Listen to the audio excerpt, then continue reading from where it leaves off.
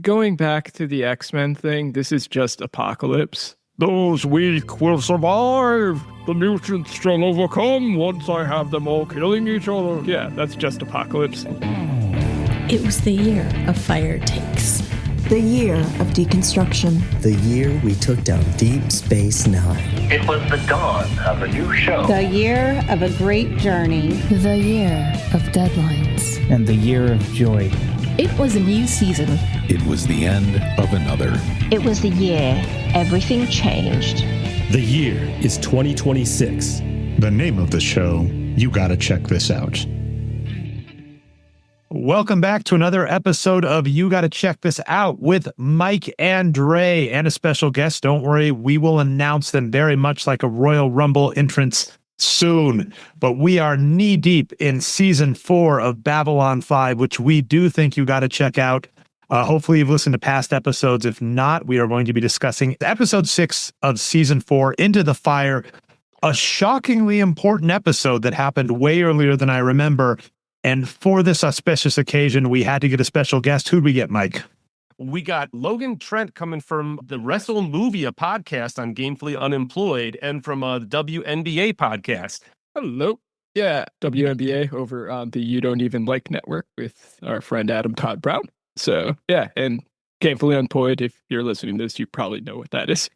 Thanks for having me for Babylon 5. Thanks for being on here. And we got you hopefully a much better episode than we got over to David a couple of weeks ago. We gave him the worst episode of Babylon 5. This might be one of the best episodes of Babylon 5. We'll find out as we go, because this one closes off 2 huge arcs we've had on the series so far. Yeah, and so, as mentioned, we're in season 4. Best advice if you're not doing a watch along. This is the premise of You Gotta Check This Out. We handpicked our favorite or most important episodes from each season, and Grey 17. I don't regret it, Mike. And so, like I said, normally we do give a little bit of a backstory or catch people up from the last episode, but I thought what would be fun, since this is the climactic episode of the Shadow War. Logan, from this being your only episode, we're going to give you first crack at explaining what the hell is going on, and then Mike and I will tell you how close or far away you were. Previously on Babylon 5. Okay, so leading up to this, Sheridan, who is the dude from Tron, is leading some type of ambush attack on the 2 warring factions that have been leading the entire galaxy in a war and getting every single race caught up in their BS. Meanwhile, over on the planet with the terrible hair, you have the guy who looks kind of like Penguin if he was a Shi'ar member, has Penguin assassinated... Shi'ar. How have we gone this far without doing that, Mike? Penguin Shi'ar. Yes. Yeah. He has assassinated or been in some type of plot that has led to the death of an emperor, which is now he is the new emperor. And he has this right-hand guy, and they're discussing the different plots that have happened. Because he is now the new emperor, somebody comes in and he tells him about a past thing which happened in previous episodes involving the death of his girlfriend or his companion, who used to be a dancer.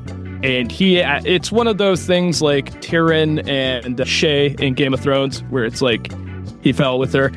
She got poisoned. It turns out he thought this whole time that the assassinated emperor guy was the one who ordered her death. It turns out it's this other D-bag who, spoiler for the episode we're about to go into, has been using him just to get closer to put the ships of one of the 2 warring factions, the Shadow ones, on his planet.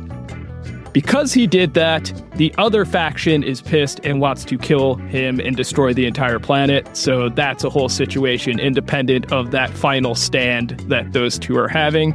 And up into this episode, I don't know if these have been major players or not, but we find out that there is a race called like the First Race, which are the original race that led everybody's races. And they've suddenly made an appearance, and they're trying to get one of those captured so that they can find out the truth as to what is the thing that has caused all of this war to start out. That's where we come into this episode with one of those members of the first race talking to Sheridan and his crew and kind of telling them the story as to why we're having this war and what the actual stakes are. Wow, that is very close. I would say the only thing you got wrong is that Londo was appointed the new prime minister instead of the emperor. But it's pretty much the same thing. I don't think anybody could have said it better. I'll give Mike Drake? the pedantry points for bringing that, because he is. There is, to stand Mike's side here, there is even a brief joke, because he is the interim prime minister, and at one point he sits on the throne, and they're like, "You're not allowed to do that yet." By the way, noticing that this does have the Tyrion Shay subplot in it ahead of that is amazing. We got to give JMS a lot of credit. There are a lot of plot points that preceded a lot of things. He preceded The Matrix by 4 or 5 years, even including some looks. Richard Mole, Two-Face from Batman, was in it, dressed like Blade and Neo, just randomly, which is wild. So the fact that the Tyrion Shay subplot of that exact thing, a royal person falls in love below their class, they're lied to about what happened, and that messes them up and puts them on a self-destructive turn, and they find out after the fact that they were lied to. A+. The only minor things, they weren't trying to capture the first ones there, and there are tiers of that. If we think Star Trek, kind of like Prime Directive races. The super oldest one is saying, we've got to get these two to stop fighting, and we need all of the old races out of the galaxy. So he's the oldest guy, the first one, is rounding up all of the first ones because he wants them to leave. They don't need to capture, but he just is kind of, if you really think about it, we have a grandpa alien who's like, my kids are misbehaving, we all need to leave, and my grandkids need to just be left alone, because like my grandkids are 30, they don't need parents anymore. Yeah, JMS really drives home the multi-generational arc through all of this. That's what he was trying to go for much of it, which we'll see later how much it actually comes across. Other than that, other than like I said, I was like writing down points. I give like a 90. This would be an A essay, right, with 5 points off for the capture versus just like, we're all going on a road trip together. Don't worry, we'll get to that in the episode. And I'll agree with Mike, even though I don't want to, the prime minister versus emperor. But amazing work, Logan. Hopefully you're all caught up. Like I said, the easiest thing, if you're doing this proper, is go listen to previous episodes of You Got to Check This Out. We did tell Logan explicitly, for the love of God, don't do this. Watch this episode blind. We want to hear your first takes, because that's what we have been absolutely loving. And then Mike, I've got a brand new segment I'm going to get to, because we don't have anything else before the episode. It's going to be called Prophecies and Wishes. I'm just going to hop right into that segment because nothing else. But no, we got to go right into the quiz before you do anything. Me first for the What Drake. quiz, Mike? We got a quiz? The Tally of Winners memory quiz we put our guests through each week. Logan, you said you listened to you watched the episode. I'm pretty sure you did based on everything you said, but let's see how well you do in a quiz. The first category, we're going to do 5 of these. The first one is nerd numbers. At the start of tonight's episode, how many of the first ones does Ivanova say they found so far? I want to say they found 6. Ooh, that's very close. You were such a jerk on bringing up this question, and there's Mike. one in the area. I know what say Mike they did. found at the start. They say they found 5, and they just about to find the That's what I mean. one. 6, like that. Yeah, then you got it right. There's 6 of them right there. You got it right. Way, one sorry, for Mike, one. This will probably be cut, but I'll add more pedantry points. Here's what's fun: their CGI budget got cut. So in one of the earliest episodes of Babylon 5, they found a first one like on accident and left it alone. And they like ran out of CGI budget, so they just used them again. So even though technically Ivanova and Mike are like, we've only found 5, we're looking for the 6th, they have found, and they just need to wake them up again. I give full points even without Logan explaining he did know what you were doing with your tricky bullshit wordplay, which will come up more later in this episode. All Not right, Mike, ready for but the second there is more category? of that. It's planetary confrontations. Yep. Where do the Babylon 5 forces confront the Shadows and Vorlons? Was the name of the planet they were going to. Okay, that one I don't actually remember. I know it's not the planet that the Penguin Shi'ar guy is on. It's a different planet. Those are 2 separate planets, because the Vorlon ship that's about to blow it up leaves to go to that area that they're having. That's a different race. And that's good enough to get you a point about. Because they're going to Coriana 6, but that's enough about and what's going on with the plot to get a point for you. All right. Okay. Next category. Hello, me, it's me again.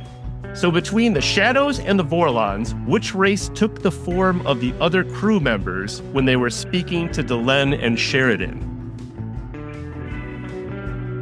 50-50 shot. It's the vacuum cleaner guys, the Vorlon. No, it's actually the Shadows. The Shadows, for the chaotic nature, was supposed to be shown through trying to be multiple people, while the conservative nature of the Vorlons vacuum people were trapped in ice as they were telling them to stay the same. Oh, okay. That explains a lot. So the vacuum people were the ice ones, and the one that was like doing the different, we don't want to hire other actors. Let's just have our cast pretend to be this the brood people. Okay. Yeah, those are the brood Symbolism. people. Yep. All right. Okay. Symbolism. All right. Question 4. This is category Shroom Daddy Gandalf. Can you name the old alien that was on the ship acting as Sheridan's mentor? No. I just know he's a first one. And yeah, I think his name is First Store. First Store? All right, I'll give you a multiple choice if you want it, too. Yeah. It's First Store was not one of the multiple choices. We have Splorian, Snorfalo, Kigakazor, Lorien, or Chuck. Lorien. Lorien is correct. Chuck Lorien, the inventor of 2.5 Men and Dharma and Greg. Last category, A Whole New World. At the end of the episode, Lorien goes somewhere with the other first ones. Where does he say they're going? He says that they're going to the Outer Rim to meet with Gandalf and Frodo and all of the other people from Lord of the Rings that have moved on, and that they're all going to be happy at the end of time, and that when the other people are ready to meet them, they'll be waiting at the Outer Rim with them. I'd give a bonus point for that. 100%. That's exactly who they're going to meet and why they're going there. I think I did pretty well since I was inebriated while watching this. So, yeah. Nice. All right. Dre, you have something else to spring on me, you said, too? But yeah, so you did the great backstory, but there's more, Logan, that's like series long that I figured I wanted to lead you in on. There are two things that I think are wildly important to give the quintessential backstory you need to enjoy this episode, which is prophecies and wishes. And they're both in groups of 3. So our main peacock guy, who it's Londo, I will say their correct name, so I'll say Londo Mollari is the character I'm talking about, but dear God, Shi'ar Penguin is just too damn perfect. In show lore, he has a vision that he is going to become emperor, and he views this as a curse, correctly so. He has a vision of 2 things in his life. That is, 1, he's going to become emperor, and 2, he is going to die at the hands of a lizard guy. Doesn't show up this episode. His name is Jakar, played by Andreas Katsoulis, the one-armed man. One of the best, one of the reasons the show actually works. So he's not in this episode, but normally just fantastic. So he has a vision they're going to choke each other to death and that he's going to be emperor. And he's scared of this, and so he gets a prophecy from someone named Lady Morel. We are told that Centauri women, a lot of them are prophets. They can see things in the future. Don't even have time to go into the crazy one that can project visions. And so he gets this prophecy that has 3 things. She says, basically, you're fucked. You have 3 chances to avoid your fate.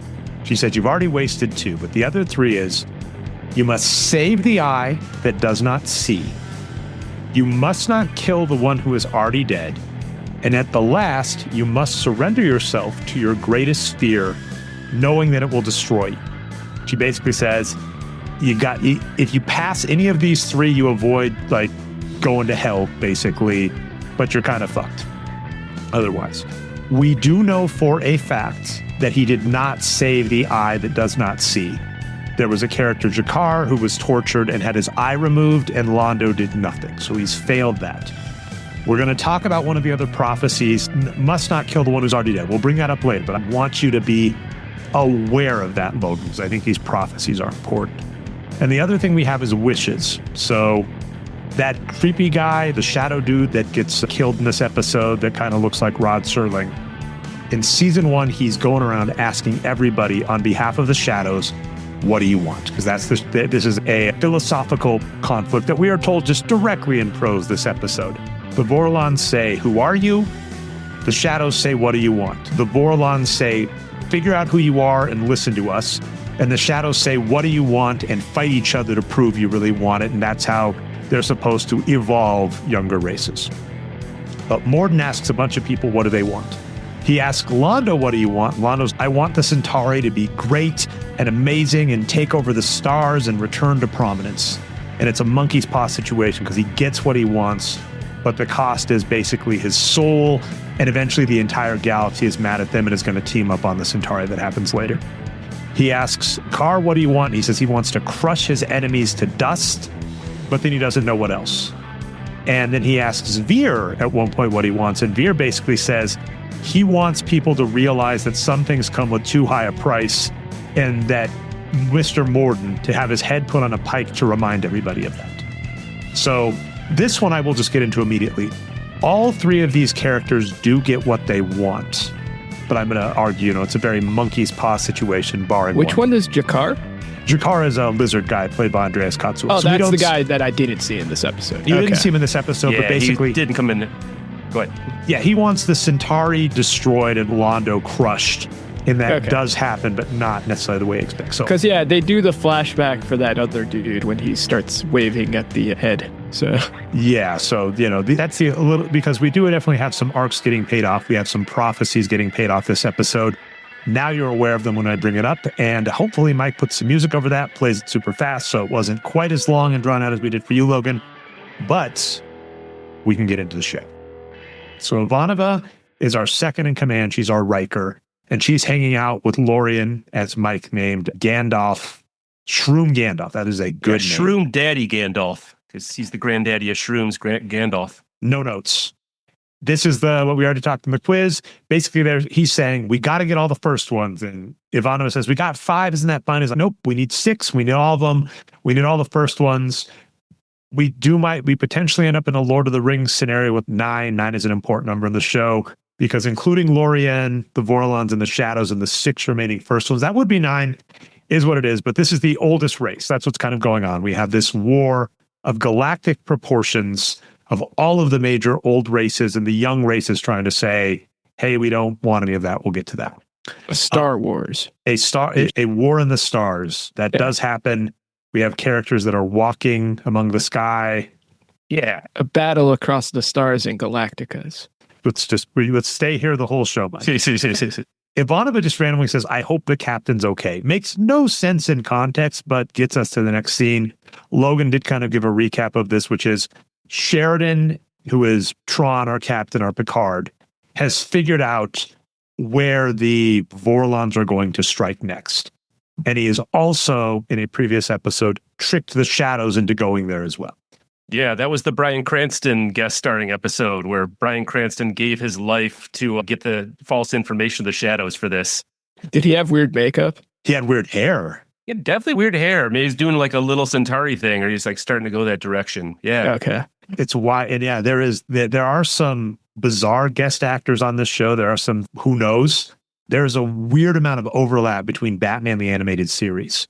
I think every major character but a Batman and a Robin is represented. He gets Two-Face, Mr. Freeze, Batgirl.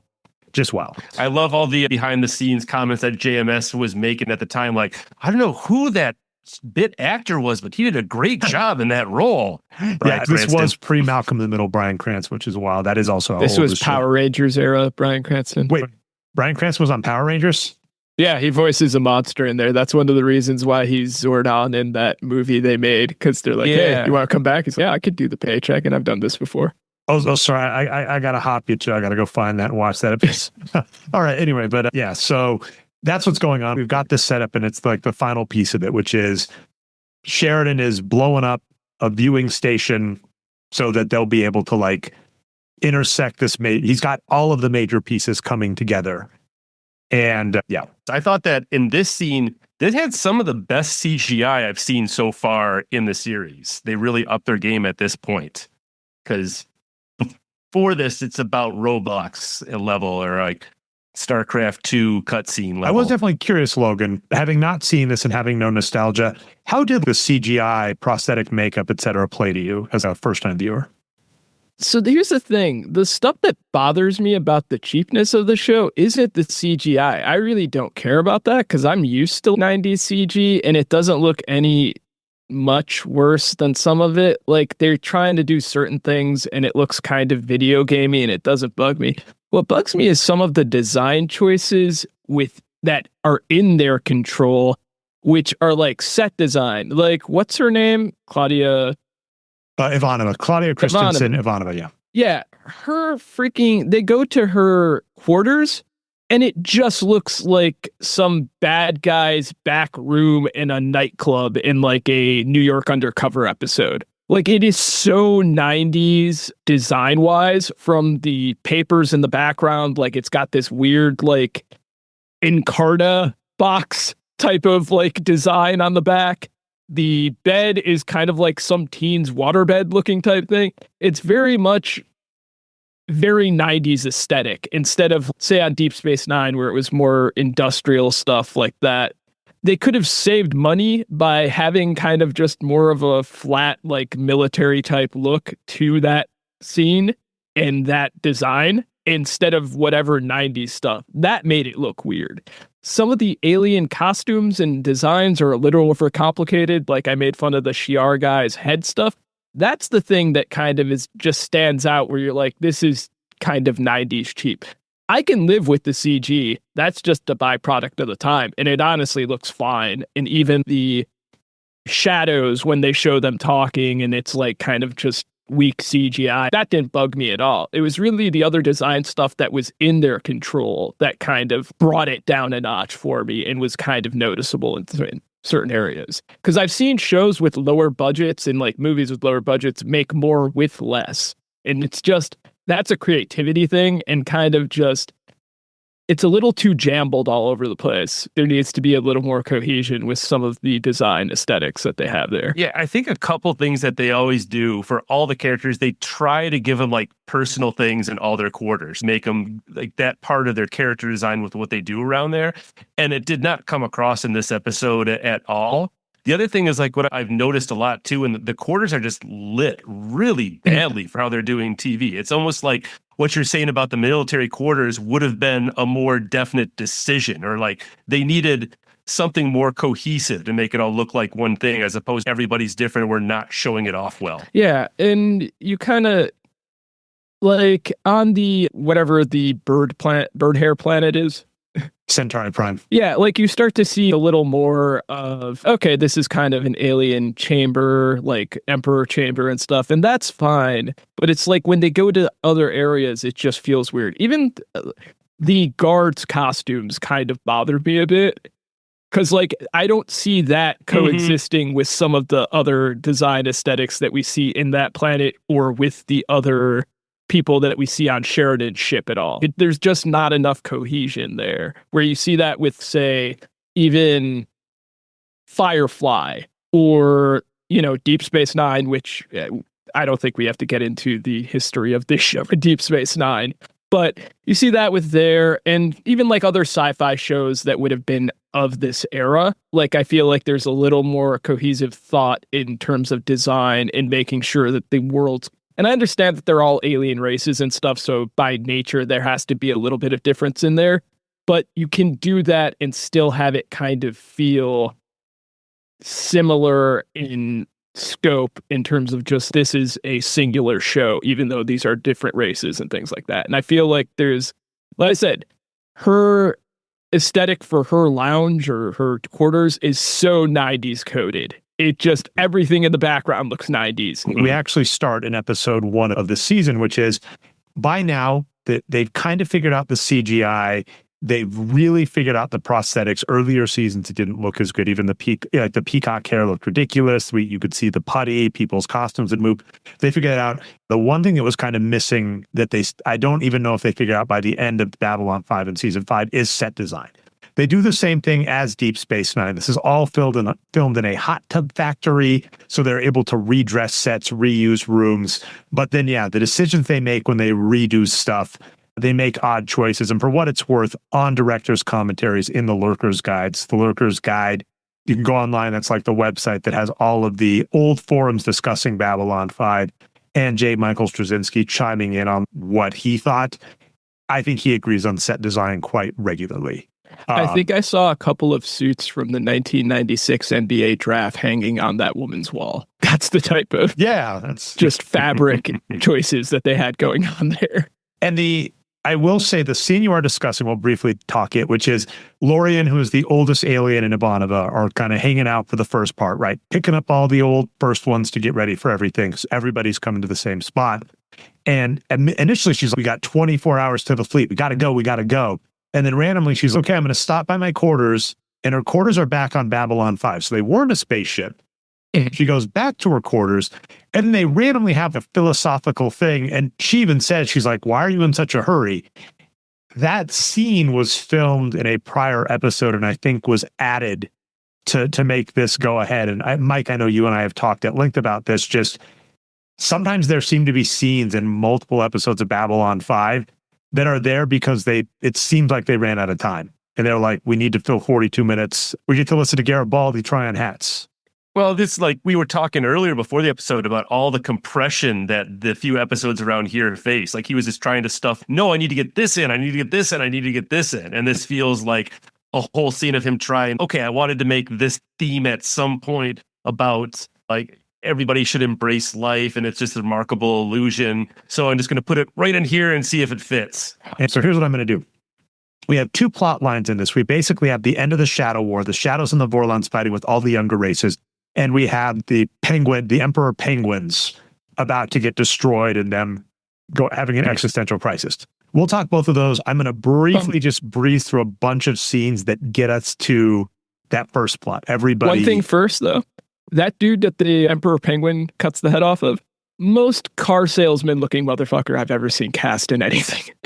He's so, like, within 2 seconds of him, like, oh, this guy definitely killed his girlfriend and 100% deserves to die. It was like, oh, is that guy lying to him to get him to kill his ally? And then when he comes in, I'm like, oh, no, he was telling the truth. He absolutely poisoned that dude's girlfriend. No way. That's the guy who Londo was working with to make the genocide of the other people in the very first season. So they go way back like that. So this is like him finally, like, getting rid of at least some of those shackles. And now, Gray explains. So getting everybody into position, we have Lorien, the oldest of the first ones, with Ivanova, our tough nose, I don't want nothing, kind of getting ready. They find a clever way to swap them around. We have Marcus, who is our ranger, like one of our badass people, talking with Lita Alexander. Now, this is a lot of names to throw, but we get everybody in one place. Lita Alexander is a telepath who has been modified by the Vorlon. So she is the most powerful non-shadow Vorlon telepath in the galaxy. That's the Connecty woman who does the okay, because that I had questions about. I didn't know who that was. All right. And this is to get everybody in one place and to move the plot along. We get a lot of major characters having like random discussions with each other. So Marcus and Lita are basically saying, why are we going to Coriana 6 instead of Centauri Prime? Marcus calls the numbers cold and unfeeling, and I'm like, no, the numbers tell us why we're going to Coriana 6, because Coriana 6 doesn't have defenses and has 6 billion people. Centauri Prime only has 3 billion people. So we get in position. They're going to Coriana 6, where the Vorlons are coming to destroy, because the Vorlons are going to all of the planets that have shadow influence and destroying them. The shadows have gotten upset and have started either taking out the Vorlons or destroying Vorlon territories. That was the fake information. So Sheridan fed the shadows, hey, there's a Vorlon base right by Coriana 6, so everybody is heading to Coriana 6, and Centauri Prime is all alone. We hope it'll be okay. He's red harvesting them, pretty much. Ooh, what I'm missing the reference, so fill me in. Red Harvest is a novel by Dashiell Hammett. It's kind of it's the thing that Yojimbo and Fistful of Dollars ripped off, where it's the guy gets the two warring sides to go against each other, and that, like, it's pretty much... I was about to ask if it ripped off Yojimbo, so that's fantastic. Nah, they both, for all the complaints Kurosawa makes about Leone ripping off Yojimbo, took that from Red Harvest, so yeah. So Sheridan is the leader. Sheridan and Delano, like the people who put all this together. So they were already there. Ivanova's catching up. Lorien is all of his kids, like, ready to go in the station wagon, ready to hit the road, which we'll find out about later. That is the stage set for this big war that has happened. And right via Is it Lorien's kids, though? I mean, I'd see that, but wouldn't it be like his old drinking buddies if they were all the first ones together? He phrases it. The lore we have been given is that Lorien is the oldest first one, and he has kept using the language of children. So the implication we get is it goes Lorien, first ones including the Shadow and the Vorlon. But the Shadow and the Vorlon are the only one that completely stuck around. The other ones kind of, hermit uncles that, didn't do a lot. And then we have basically the grandkids. So that's kind of yeah, that was said. Okay, the other setup we get, right, is Centauri Prime. And we'll probably just go through this entire thing, which is Centauri Prime, Londo Mollari, Emperor Penguin, made a pact with the devil, with the used car salesman who is Mr. Morden. And they use the Shadows, the most powerful race in the galaxy, to basically go and take out all of their enemies. But the Shadows' philosophy is chaos. Their philosophy is once every 1,000 years, they come around, they start a bunch of civil wars, and their logic is basically the military-industrial complex. We start a bunch of civil wars between planets. Some of them are going to die, some are going to lose, but the ones that win their wars, they're going to be ingenuitive in making new technologies. It's going to be like NASA, they'll do new stuff, and they'll grow stronger and stronger. And so you have the Shadows, who are basically Apocalypse mixed with the Brood. We have the Vorlons, who their philosophy is a little different, where they're going, we will give you the information and we will give you the upgrades as we see fit in our own time. So, they go to Earth, they introduce telepaths. They do the genetic splicing of humans to introduce telepaths. One of their backstories is their home planet in 1 million years is going to be open for Earth to go. So their philosophy is, we will give you what you need to know. You tell us who you are. And if we like who you say you are, we will help you. We have the two philosophies fighting each other. Your point on the child soldiers, man, Charles Xavier, right? Who does that as well. Psychic child soldiers, Charles Xavier. Yeah, this is just X-Men, which is, holy cow, and that's why you're here. Oh my, it all ties together. We brought up X-Men. Logan has to appear. This makes complete sense. Is the head Vorlon named Professor V? To be my V-Man. Okay, so Centauri Prime, deal with the devil. The Shadows cause chaos, and they basically, another thing that Mike astutely noticed, I think others have as well, is they're middlemen, right? The Shadows don't really have an identity. The Shadows get other people to fight each other. The Shadows are the classic Elon Musk, we have an idea. And that is really revealed in this episode. So they work through the Centauri to cause chaos in the galaxy. The Vorlons have gotten in a fight with them.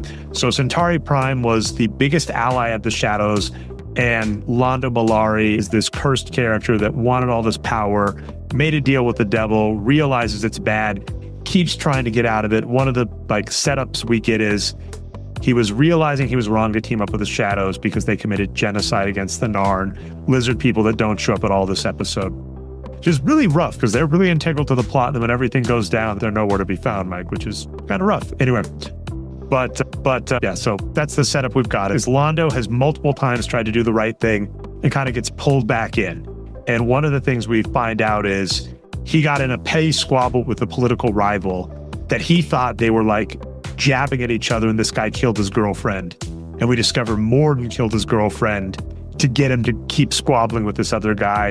And the Emperor, the evil Emperor who teamed up with the Shadows, knew about it and said, I'm not going to let Londo know about it because we want to keep in league with the Shadows. But now that the Emperor is dead, Londo finds that out. Londo is doing his best to say, all of the pact I made with the devil, the Shadows have put their ships on my planet. How do I get rid of them? He's trying, and he's basically doing kind of an Ocean's 11 style heist with all of the members of Centauri to get him off. The Shadows have have put a bunch of their military supply on Centauri Prime, which is why the Vorlons are coming to destroy it. They have planet killers that can destroy it. And Londo's, please take your ships off.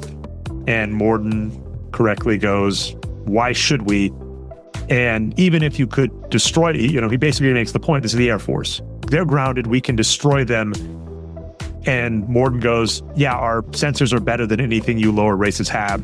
If you try and attack them, we're going to go up. So the Ocean's 11 style thing that Londo does is he gets everybody on Centauri Prime. It spells out WITS, by the way, is the behind the scenes thing. He calls 4 different departments in government together.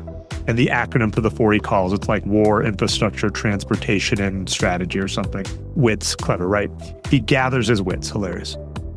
he convinces them to make bombs all around the island that the shadows are on and blow it up without anybody knowing. So that's the Ocean's 11 style kind of, oh my God, everybody was putting all these things into place behind the scenes that nobody saw.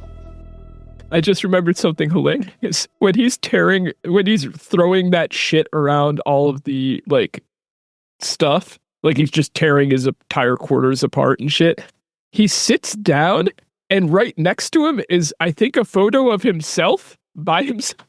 Like, that is so perfectly Londo, actually. And it's just, I was like, that's really hilarious, and that has to be intentional. Is he like a narcissist type guy where that's just a funny okay, all right, yeah. Because like I thought it would be a picture of the woman that he loved who died, and I'm like, no, that's not a woman, that's him. That's why he's just, yeah. So, okay. Yeah, Londo is the best, and he has a push-pull relationship between being self-motivated and doing things for the greater good. He finally does something for the greater good, which is he tries to get Morden to leave the planet. Morden says no. He kills Morden's shadow associates because Morden and Agents of the Shadows are always surrounded by these... That was badass.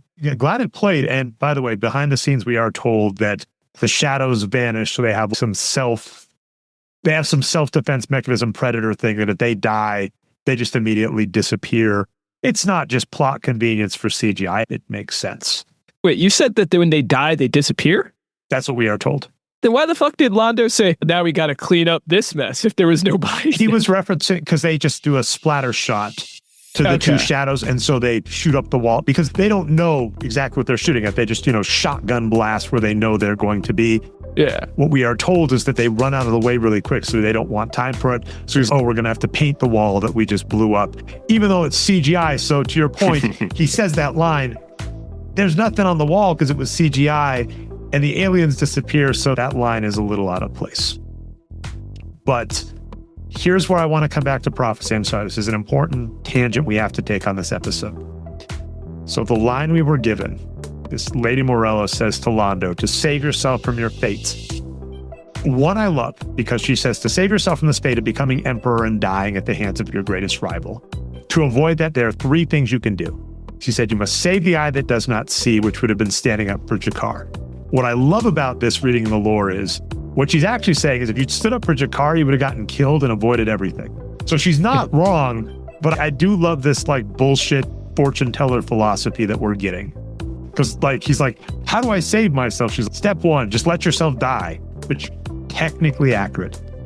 You must not kill the one who is already dead.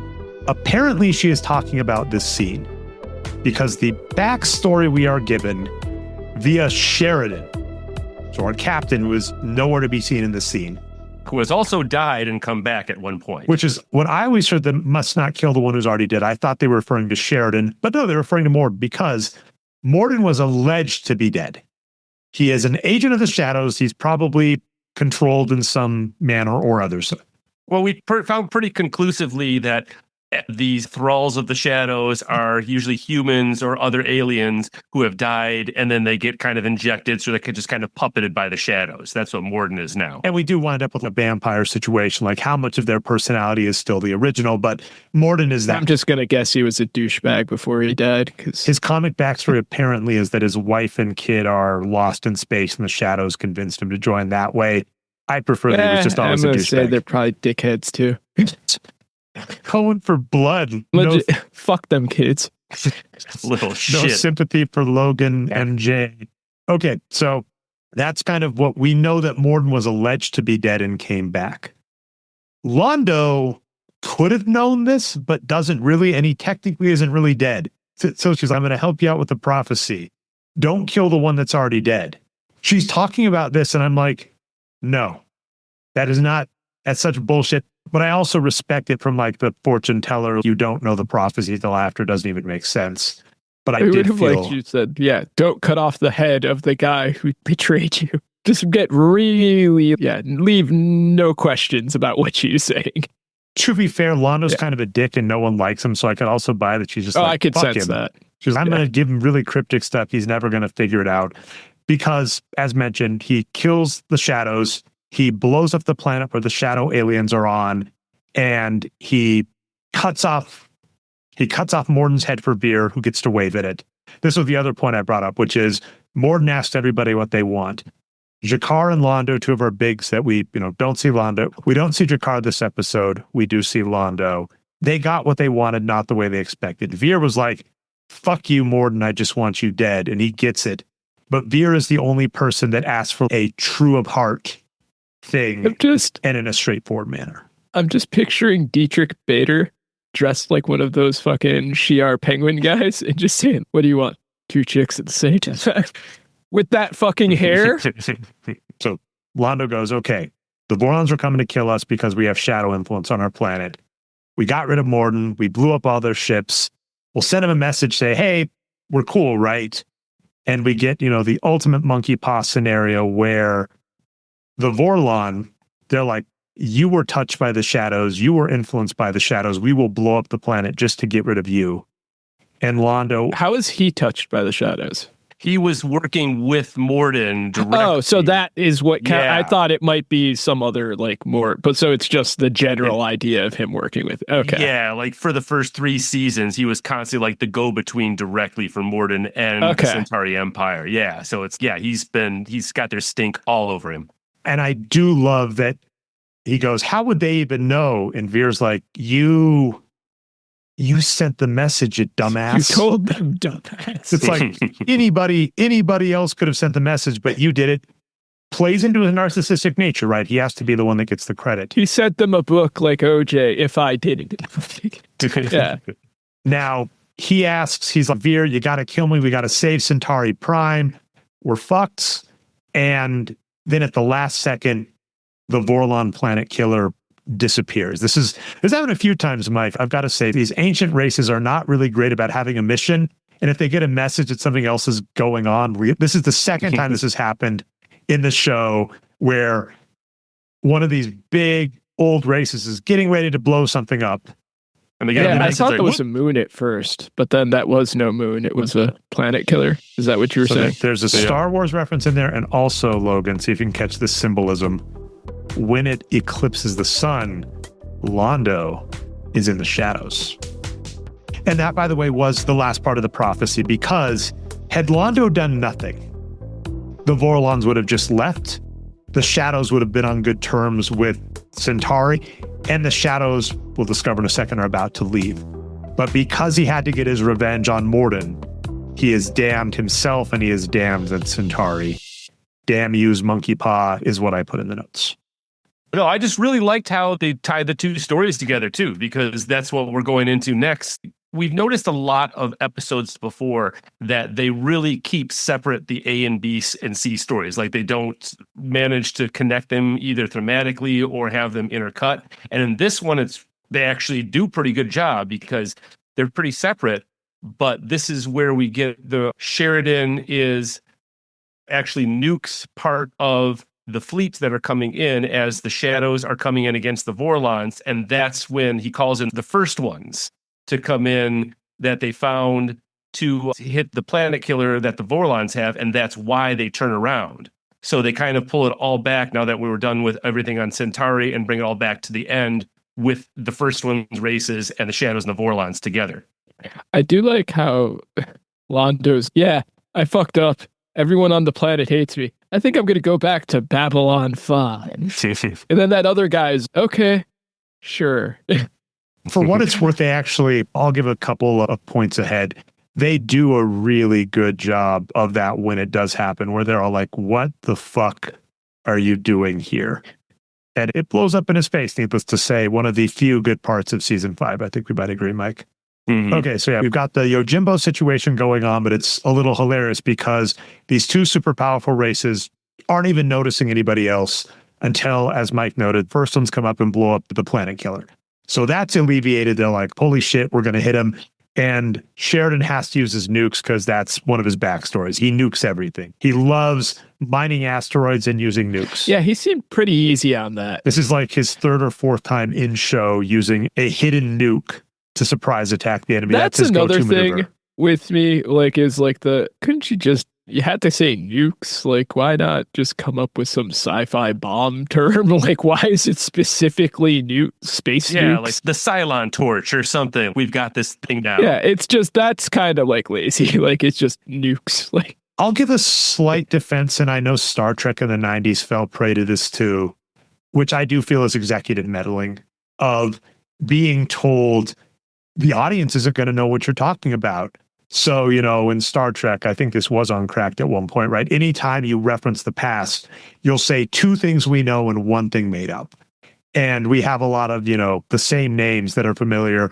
That's something we have made fun of a lot on this show, right, Mike? Is the... I don't know. The audience at the time was already the type of people to actually sit down and watch Babylon 5. You could probably throw anything at them. But see, that's the executive meddling is, JMS is, let me just tell them they're fine. And some executive is saying, you can't call that a photon, blah, blah, blah, blah, blah.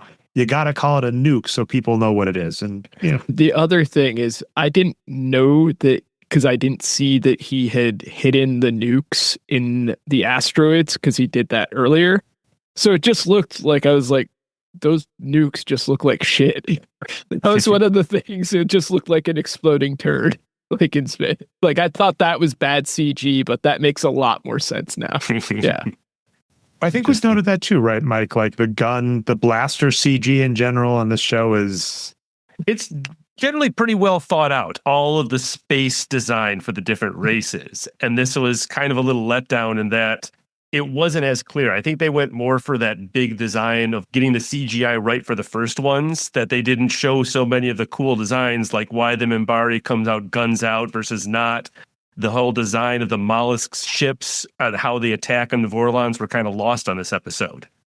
It was pretty jump because there's so much in JMS in the back, like on the Lurker's Guide has been like, man, we had so many different things to render. That's also why you wouldn't have caught this, Logan, but the avatars they use for the Vorlons in the Shadow are technically incorrect. They use an older version of one, and they also use the encounter suit, not what a Vorlon actually looks. That's a suit. That's not what they look like. So we get the Shadow what they look like. The Vorlon looks wrong, and the Vorlon's a dead Vorlon who's not around anymore. And it's because basically that's the rendering they had that they could do. They reused renders, right? That's a classic animation trick. And JMS is just like, yeah, it should have been this way, but we didn't have the budget for that. So we lost the render for this character, so we had to kill him off halfway through. Sorry. Wait, are you talking about like the main Vorlon guy? Yeah, when there's this like brief, almost like Star Wars hologram. So we can explain that and get this into that, which is basically two main races are about to fight. We get the nukes, we get their planet killer is destroyed, and then the trick, which Sheridan was planning this entire time, which he hasn't told anybody, which is kind of funny to me. He's told everybody we all need to come to this place and attack. And if we look Lord of the Rings, Aragorn tells people, look, this is a suicide mission. We are distracting them, so the hobbits can go around the back. That is our mission. Everybody knows. Sheridan has gotten everybody to come to this battle and is, we're not winning this. And everybody's like, wait, what? And he's like, trust me. And then his entire plan was to telepathically get the Vorlon and the Shadow to get into a dialogue and basically get into a you're not my mom, you're not my dad yelling match with them, and then have Lorien convince them to leave. That was his big plan. And I think that what you and Mike have both been saying about some of the parts earlier in the episode that don't flow, the Londo saying everything fast, the nukes, we have a lot of these things that are very quickly told to us, where on a rewatch you can pick it up, but it's kind of hard to pick up because we're going for it as like the reveal. And I would say on this episode that is a little clunky. Was the communication the first time we've seen this? Which, like the talking through or whatever?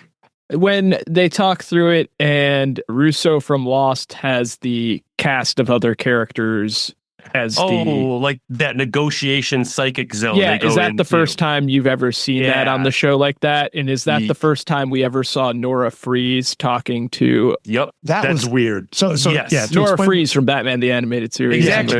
Can't miss it. She was smoking hot, by the way, for a woman encased in ice. True. My beautiful wife trapped in ice. And Mr. Freeze does make an appearance on a season 1 episode. He's in there, yeah. Of course he does. So, yeah. Yeah, because what winds up happening is They're trying to convince the Shadow and the Vorlon to talk. Lead Alexander, the most powerful telepath, is trying to break through. I got to ask Logan how this played, because Mike and I have been texting back and forth on it. Randomly, her eyes turn like bright blue. Got the saucers. And she looks and she says, "You thought we could not touch you. You were wrong." And I was like, what? Who are you talking to? What is going? I didn't even know what was going on there. It sounded like the intro for John Cena's Thugonomics. Oh, if she had done that, if she'd done this. You think you can touch me? You're wrong. Thug life. This is basic Thugonomics. Yeah. That's the exact I think intro. that's exactly what they were going for, too. In that Space Vorlon way. Yeah. So yeah, basically. So they have done this before, though, where they've had that type of. So the Vorlons have like psychic control, and they gave Lita all those psychic powers, but nothing like They've done dream sequences and talking to people in their brain. We've seen that. Mm-hmm. I can see them doing the cast thing before, but the Lady in Ice, was that brand new? That's brand new. So that's not like some woman in ice that Sheridan would know or anything like that. Okay. Yeah, that's a design they only use, just like the Zerg from Grey 17. It's like a one time and it's out. Okay. The Shadows are talking to Delenn, and the Vorlons are talking to Sheridan. And they're doing it like in a mind kind of palace thing. We have seen that before. Vorlons we've seen talk as other people in dreams to people. So this isn't exactly new, and they're doing it through Lita, which it mostly tracks. And then Lorien, because he's so old, is able to touch them while they're on this mind thing and project it to everybody else. He didn't touch them because he was like not touching you. And then something hit the ship and made his hand touch Sheridan. And that's how they knew that he was projecting it, which was it was like they couldn't just say, "Hey, nobody hit our fucking shit while we're doing this." It's Rousseau from Lost and Sheridan Tron are having two mind conversations with two god races. And the two god races are like, "You need to worship one of us." And they're both kind of giving their pitch. And this was a little weird because Sheridan and Delenn are almost having a like duo discussion, but they're not together. So it's kind of splicing together, and they're both answering kind of the same thing. You know, the Vorlons are like, "Why don't you just listen to Dad? I'm only looking out for your best interests." The Vorlon and the Shadow are just getting pissed at Delenn and Sheridan because they are saying, Sheridan and Delenn are saying, "We don't need you." The metaphor we are giving is, like an abusive parent relationship, and then telling off. Yeah, well, like by now, even before this episode, it's all been revealed that like it's just two bad parents fighting with each other who have kind of lost their way.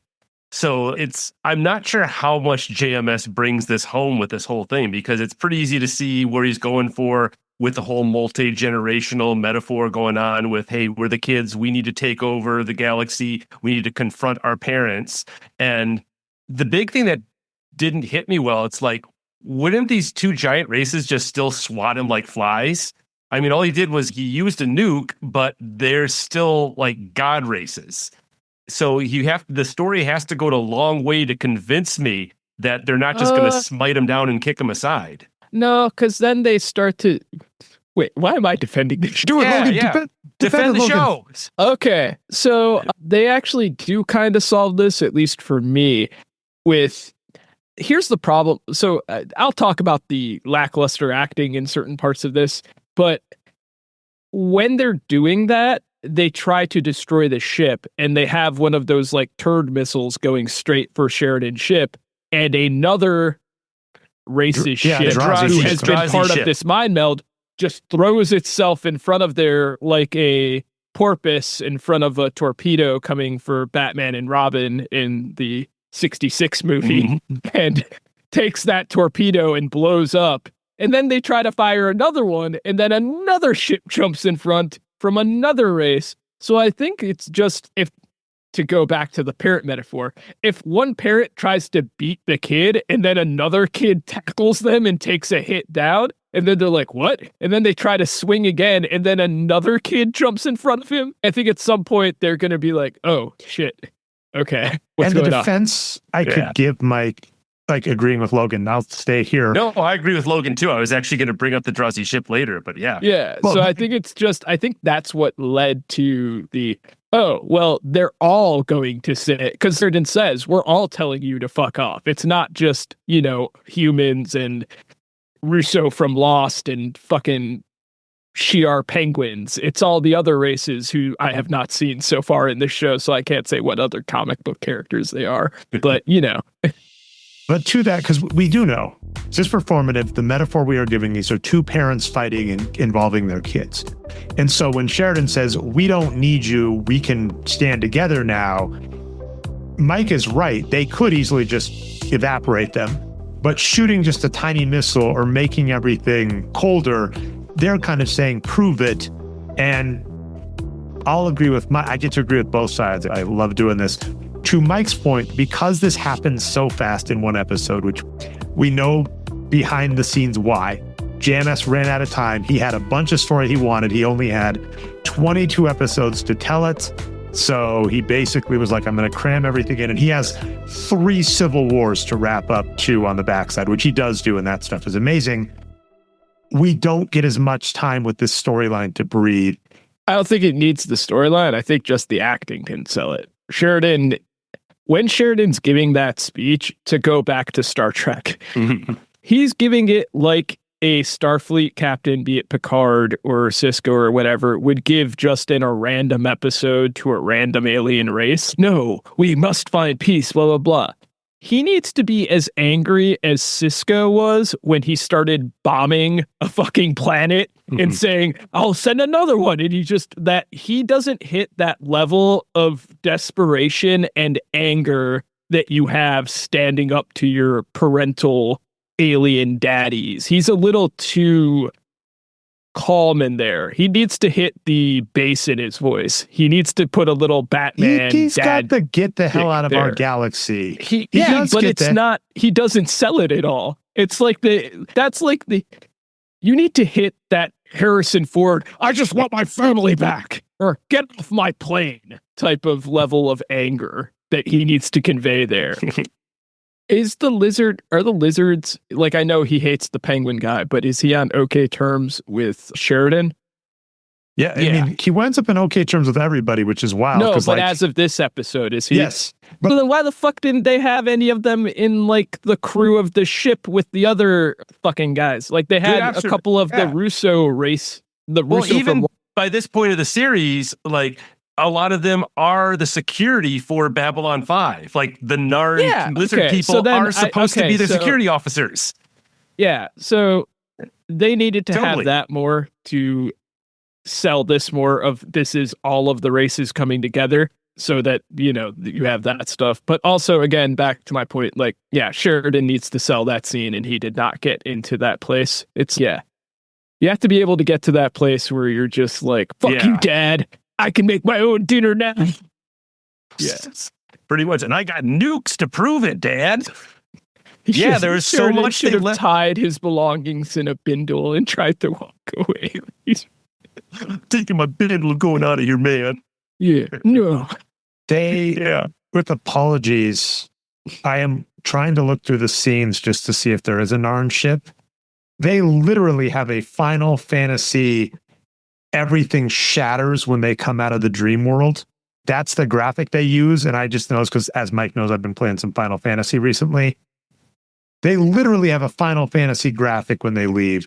But yes, I'm not seeing any Narn. Agreed. It's interesting where, and we've had this a few times before on the show, where what you're saying, Logan, is like narratively this all ties, but there are things that, could have been done better. And I've said the same. And MVB has now noticed this, Mike, and this happened on a few shows, like the same Game of Thrones problem, the pacing problems, whatever. And this is a fun, brief tangent to kind of end the discussion, because I think we're basically through the episode. Logan said at the very beginning, which is, they tell everybody to leave. Lorien, the granddad, is, you really should go. Your abusive parents. And it's the weirdest thing, because used car salesman voice is being the voice of the shadows. So we have like bad CGI for the Shadow and the Vorlon. And they're being voiced by the real Kosh, who has been dead, and by Morden, who is the used car salesman guy. And Morden is like doing a very soft-spoken voice to act like a child. To be alone? Can you come with us? Can you leave with us? And they're like, okay, we'll go. And you're like, And I agree Can with we Mike. get ice cream, Space Daddy? That would have made it better, honestly, if they'd done Shroom that. Grandpa's back. He's got stuff for everybody. Yeah. Because that is the end. Literally, these two big races. It's almost like I got punched in the nose once. They cry, and then Grandpa's, we're going to go. Don't worry. And then, Don't worry. We're going to go to the outer rim where all your puppies are and Frodo and all of that. And they're going to be on a big farm. And we're going to run. And yeah.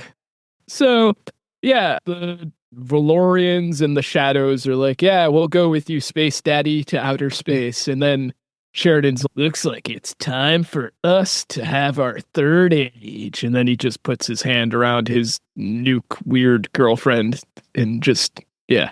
They already had a cuck episode. Not even joking. Not making jokes. I'm being 100% straight. They have a weird set of turn-ons with guns, and they have a weird sexual relationship, which does it goes basically from zero chase, just kissing each other on the cheek and hand, to let's get all my friends to watch us have sex. Like that happens this season.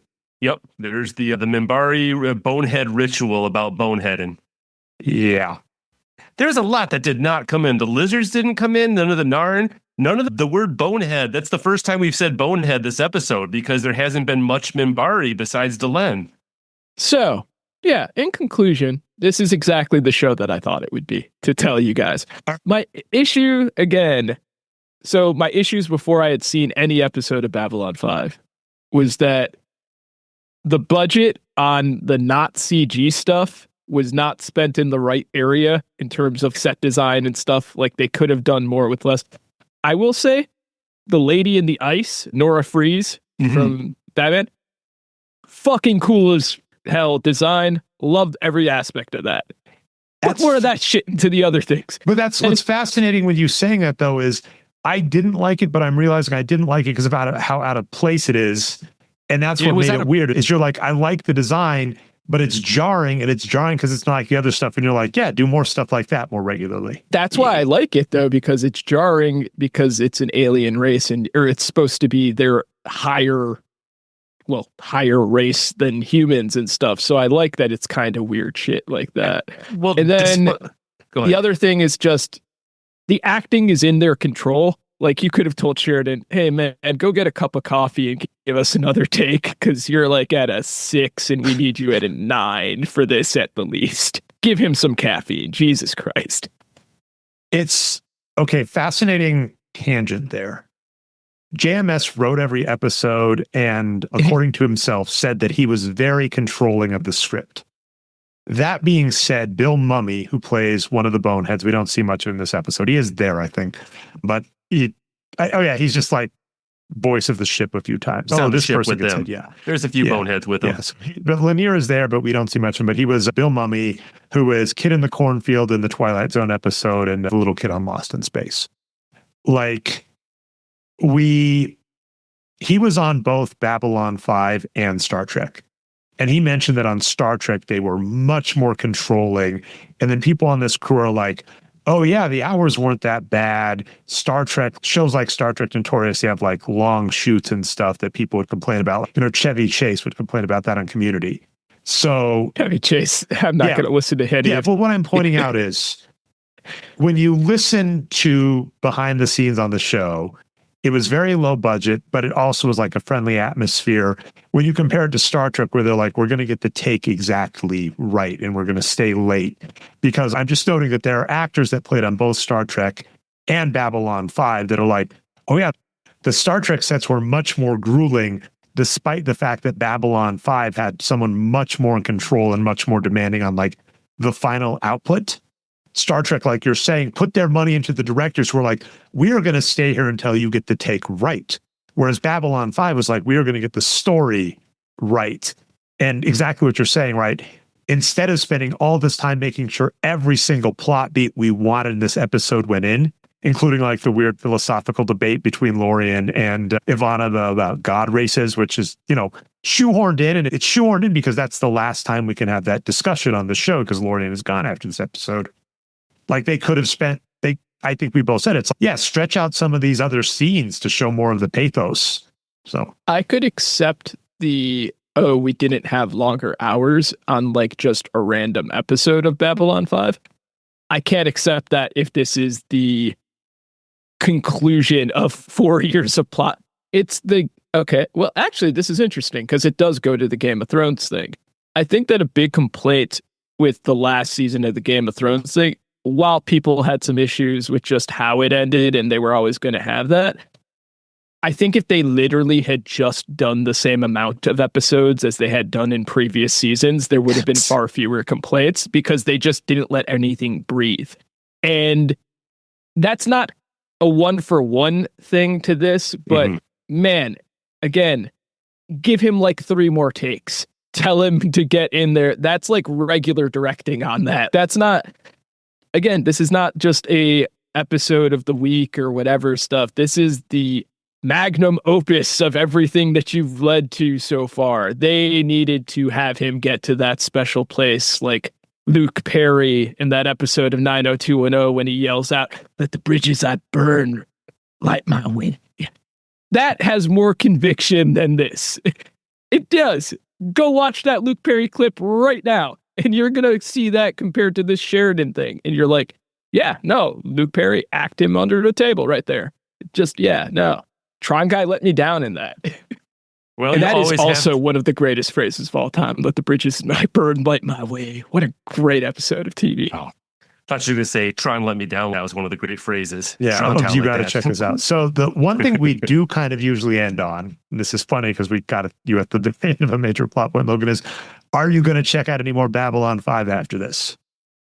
Not really. It's not an issue of it's. If I had caught an episode when I was younger, maybe I might revisit this and stuff. There's just too much stuff to see. And I know like most of the stuff in terms of him not getting to tell the story that he wanted to, in terms of the weird season 5 and then that spin-off show like Crusade that he has. And then I know that there was some mental health issue with the first captain who disappears after season 1. And I know there's too many curveballs and weird tangents within this show that it never gets to exactly what he wanted it to be. So unless I was part of this from the get-go, it's not really a show for me where it's like I need to go revisit this and stuff when there's like tons of other things. And I want to be clear, like I know I've given J.M. Straczynski a lot of flack in here. I like him. Like he's written some comic books I really fucking love that don't, not even the superhero stuff. Like I'm talking about like Midnight Nation is a fucking fantastic 12-issue limited series that you can get that's just fantastic, and I hope one day gets adapted. And he's done a bunch of other stuff that's great. So even if I need like my J.M. Straczynski fix, there's other places I can get that. I still need to catch up on Sense8, which I've heard is amazing. Yeah, so that's why like Sense8, that's also another show that kind of, I don't know if they did conclude that like to his satis. I think they had the movie that wrapped it up, right? Yeah, but it wasn't what he intended to do again. But still, and that seems to be a general theme with Straczynski, is that just he doesn't get to end things the way he wants to, because that, spoilers for his Spider-Man run, is exactly what happened with him in Spider-Man. So, like, I'm familiar with that. He's written a lot of stuff that I like. There's other stuff that I would be willing to check out. Like, I haven't seen Sense8. I would watch that before I watched this. Also, just it being on Tubi would be another thing that kind of, I don't want to watch the ads, to tell you the truth. Yeah, I don't regret watching this. I don't regret the podcast or anything. But as I mentioned a couple of times, it's exactly the show that I thought it was. For better or worse, I don't mean that as an insult. I don't mean it as a compliment. It's just what I thought it was. That might be the most fair assessment we've gotten from any guest on anything. Yeah, no, it's... Look, I like sci-fi stuff, and I've watched it. I watched like Buffy. I watch every single episode of Supernatural. So it's not like it's not like weird genre shows that might not be as great as their fandoms make them out to be, or, uncommon for me, or getting into that stuff is not. I understand why people like Babylon 5. I understand why it still has a bunch of fans who make podcasts about it, and people who enjoy revisiting it and seeing, oh, I like this character, oh, I like this arc. But if you're telling me, like, would I go and sit through that? I know too much about it to say, no, I wouldn't. And it's not a thing that would really change on there. Like, I'd rewatch Deep Space Nine. I feel it's kind of like a Pepsi Coke situation. You're either a Coke person or a Pepsi person, and I'm a Coke person in this. So, all right, Logan, with that in mind, understood the most cogent point that makes sense about not checking up more Babylon 5. And I, especially since we showed you the end of one of the major plot points, like at best, I think Mike and I could recommend 2 or 3 more episodes that would wrap everything up for you. Is there anything you think the audience should check out? Instead of this? Just in general, because that's the name of the show, right? We told you, hey, Logan, you got to check this out. And you're like, thanks. So we're giving you a chance to be like, okay, maybe not Babylon 5, maybe listen to a curator like Logan who has other ideas. Okay. Yeah. So you can check out a bunch of my friends' podcasts, which I'm going to just plug, Himboos. So if you guys have any interest in Supernatural, which I'm guessing if you're listening to Babylon 5, you probably do. As someone who has seen every episode of Supernatural, Himboos by our friends, Dave Bell and Tom Reinman over at the Gamefully Unemployed Network, is a fantastic watch-along podcast. They're on season 1 right now.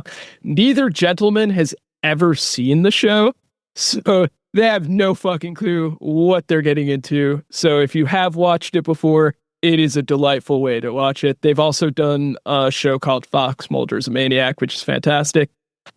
And they have a Batman watch-along called Tom and Jeff Watch Batman, which is pretty self-explanatory. Also, check out our other buddy, Adam Todd Brown's stuff at the You Don't Even Like podcast network. There's a ton of great things there. In terms of just things you can watch, I just watched I Saw the TV Glow, which very appropriate for this kind of podcast. It's a metaphor about certain things in terms, and it's framed around people connecting to a low-budget genre show.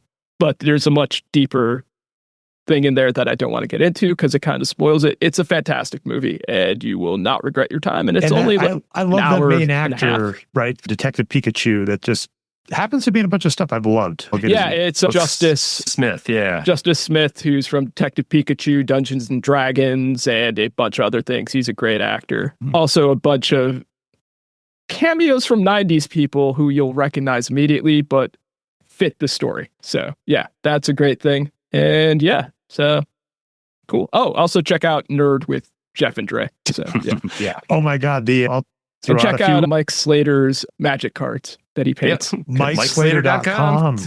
No, it's great. By the way, I keep saying this.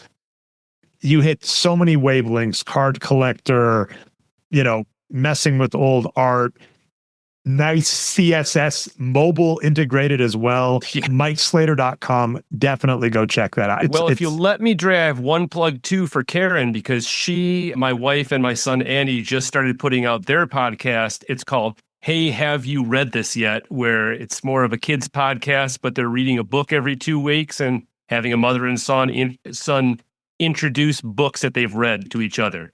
So that's Hey, Have You Read This Yet? On wherever you're getting your podcasts. Oh, one more quick thing to plug. I mentioned earlier that book Red Harvest by Dashiell Hammett. Yeah. Dashiell Hammett's literally one of my favorite writers, so check out that book. It's fucking great. It's one of the best. I think it's been voted like one of the 100 best American novels of the last century. So yeah, check that out. You're into the book section. And yeah, Sideways Stories at Stories at Wayside School. Yeah, that's their first episode they did it on. The writer of that is fascinating. Yeah, Louis Soccer. Yeah.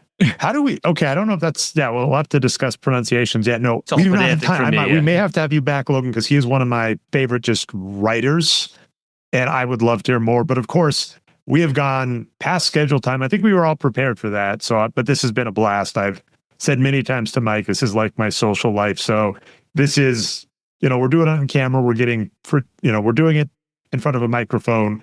We're getting production out of it. But honest to God, if there was in another world where I could have time to go out and meet you two at a bar or a TGI Fridays or something and just, what did you do all night? I was like, we talked Babylon 5 and compared it to X-Men.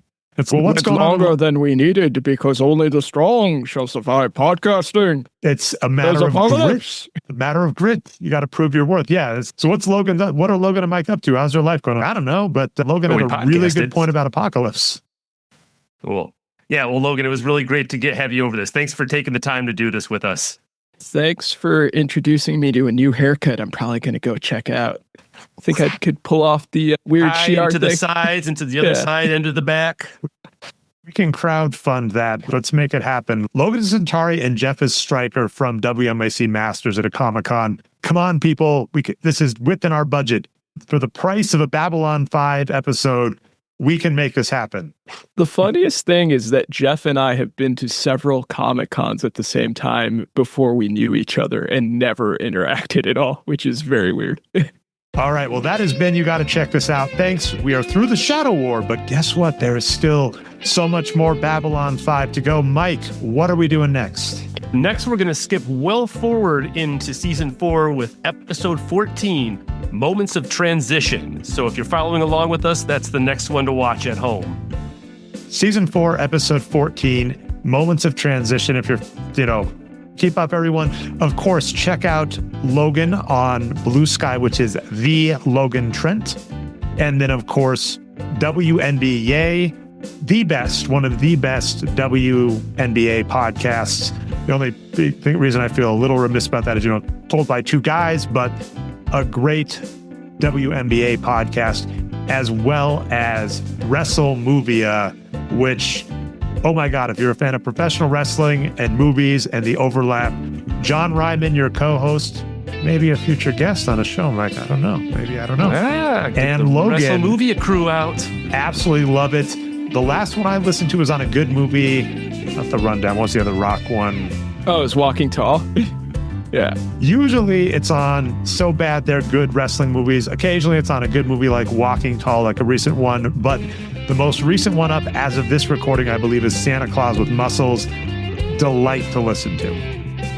That was with our guest, Eric Barnes, who you could also check out on Blue Sky. Eric, I'm so behind. I need to catch up on that episode. I am so excited. All right. Thanks, everybody. We'll see you next time. You got to check this out. Thanks a lot. Cheers, all. Bye. Only the strong will survive. Oh, say apocalypse.